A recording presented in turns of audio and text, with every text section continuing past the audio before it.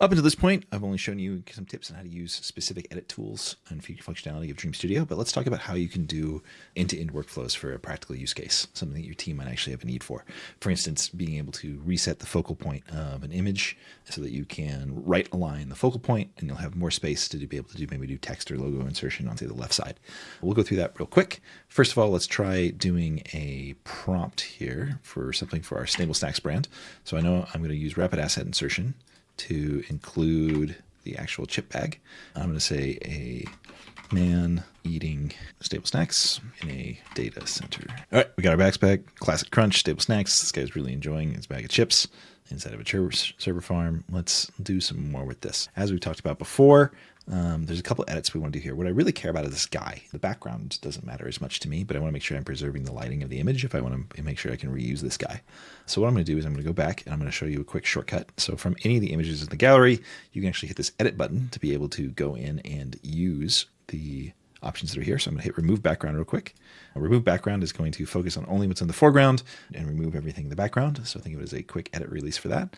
And then I get my dude. He is now a PNG. He's been cut out. He matches perfectly. He's got a little bit of blurring around here, but since the background's still going to more or less remain the same, it's just going to be in a different alignment. I'm not too worried about that. And if I really did care, I could always go in with the remove tool and clean up some of the pixels. Now I'm going to go back to my original image and I'm going to go hit the edit button and I'm going to do Outpaint again. Because obviously if I want to have something that is a right line focused, I need to move it over and I need to have something to fill that left line space. So I'm going to do Outpaint. I'm going to switch this over to, let's say 21 by 9. I don't want a lot of space for this guy. And I'm going to say server farm for this. And let's go ahead and hit resize and fill in the rest of the space. Okay, so now I have my image, it's right aligned. What I want to do now is I want to get this guy out of here because while he might match the lighting for the rest of the scene, maybe I don't want him here, maybe I want to change his sizing, and I can't do all of that when he's actually part of the image itself. So let's go ahead and remove him from the image. I'm going to use the quick select tool so I don't have to try and map this guy correctly, and I can just click on him to be able to quickly align and match his mesh. So it's computing where exactly he is, and then it's going to mesh him for me. So see, I've got all this stuff that's meshed. I can go ahead and finish up the rest of the meshing just by clicking on any of the pixels that might have been missed. I can see a little bit of his hand here. Perfect, got it. And then about the inside of his mouth and the chip. And we're all good. So let's go ahead and remove this guy. And I'll do 4 different variations of this just so I can have some options for what the background might look like. We got my output. I've got this one without anybody in it. And now it is a free space for me to be able to re-add my guy at any point. So I'm going to go ahead and download this. And then on the create page, I now have my empty space. And now I've got my guy in the front end. I can open up a third-party tool, and I'm just using Google Drawings here for the sake of example, but you can now see that I have this guy, and he's now independent. He's scaled. He still matches the lighting of the original image. I can move him around. Either way, this is now something that is like much more useful for me. And then say I was doing this in say Photoshop, I would now have the ability to add in my text, put in my logos or anything I want while having this image actually be correctly aligned. You can go one step further than this. I want to flip it. I want to flip him and actually have him over here on this side. Then I can grab this image, download it, bring it back into Brand Studio.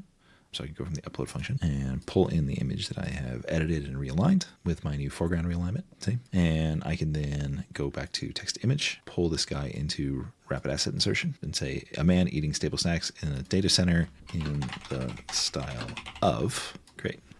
And then you see I got my output again, same guy. He's just now swapped over this side. So this is a great way of being able to realign. And then if I want to repeat these steps, I'd again just go through here. I can outpaint. He's now the right size for it. And I could do a outpaint workflow on this gentleman, make him back into a 16 by 9 space, resize image. And now I've gotten my data center with my man, my section, everything is aligned correctly.